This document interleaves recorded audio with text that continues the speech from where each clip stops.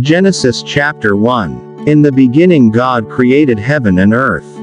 Now the earth was a formless void. There was darkness over the deep, with a divine wind sweeping over the waters. God said, "Let there be light," and there was light. God saw that light was good, and God divided light from darkness.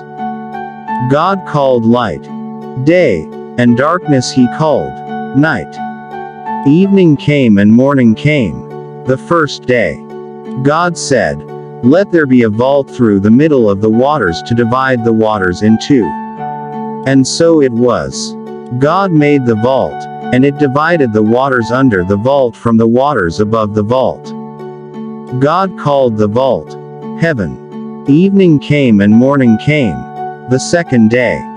God said, "Let the waters under heaven come together into a single mass, and let dry land appear." And so it was. God called the dry land earth, and the mass of waters seas, and God saw that it was good. God said, "Let the earth produce vegetation, seed-bearing plants, and fruit trees on earth, bearing fruit with their seed inside, each corresponding to its own species." And so it was. The earth produced vegetation, the various kinds of seed-bearing plants and the fruit trees with seed inside, each corresponding to its own species. God saw that it was good. Evening came and morning came, the third day. God said, "Let there be lights in the vault of heaven to divide day from night, and let them indicate festivals, days and years. Let them be lights in the vault of heaven to shine on the earth." And so it was. God made the two great lights, the greater light to govern the day, the smaller light to govern the night, and the stars. God set them in the vault of heaven to shine on the earth, to govern the day and the night, and to divide light from darkness. God saw that it was good. Evening came and morning came, the fourth day. God said, "Let the waters be alive with a swarm of living creatures, and let birds wing their way above the earth across the vault of heaven." And so it was.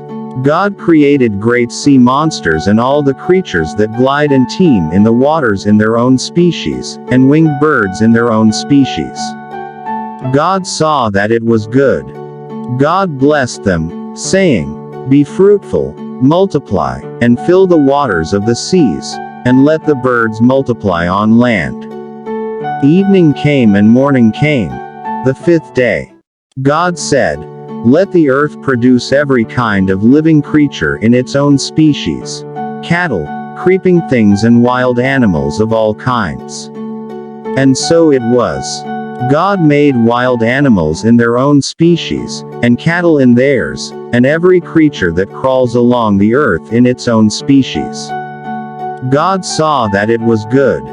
God said, "Let us make man in our own image, in the likeness of ourselves, and let them be masters of the fish of the sea, the birds of heaven, the cattle, all the wild animals and all the creatures that creep along the ground." God created man in the image of himself. In the image of God he created him, male and female he created them. God blessed them, saying to them, "Be fruitful, multiply, fill the earth and subdue it. Be masters of the fish of the sea, the birds of heaven and all the living creatures that move on earth."